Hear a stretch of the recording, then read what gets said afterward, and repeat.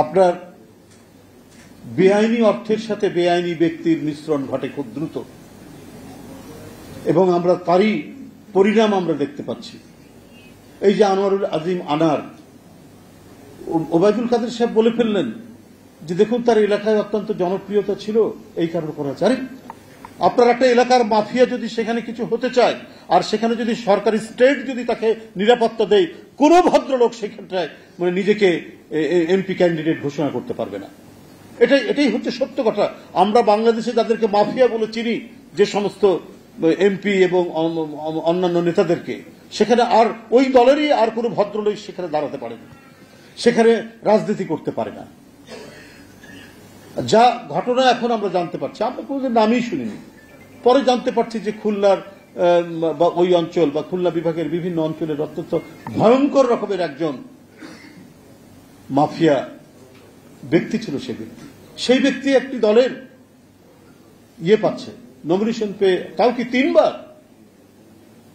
তারপরে তার মৃতদেহ টুকরা টুকরা অবস্থায় কলকাতার একটা ফ্ল্যাটের মধ্যে পাওয়া গেল।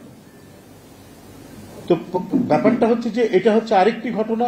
এই ধরনের ব্যক্তিরা কি করে এমপি হতে পারলেন, এটা তো একটা মানে সবচেয়ে বড় ঘটনা। আর ওইখানে এই যে মানে এত বড় একটা মার্ডার আপনার কলকাতায়, তো এখানে কিভাবে এটা সম্ভব হচ্ছে, কেন এটা সম্ভব হচ্ছে? আর এটা তদন্ত করে সঠিক জিনিস আসার আগেই হোম মিনিস্টার বলে দিলেন না না না, এখানে ভারতের কোনো ইনভলভমেন্ট নাই, অর্থাৎ ঘোরার আগে দাড়ি জুড়িয়ে দিলেন। তো ঘটনাটা তো নিশ্চয়ই আরো বিভিন্ন কনফিউশন তৈরি হচ্ছে। সে যে টাইপের লোক হোক না কেন, তার অতীত পরিচয় বা সাম্প্রতিক যে পরিচয় যেটাই হোক, একটা তো অবৈধ সরকারের ডামি নির্বাচনের একটা সংসদ সদস্যের একটা সিল আছে তার পিঠে। তাহলে আরেকটি দেশে যখন যাচ্ছেন, তার পাসপোর্ট আছে, তার নিরাপত্তা, তার চলাচল, এটা কি সেই দেশের লোকরা করেনি, যাচাই করেনি?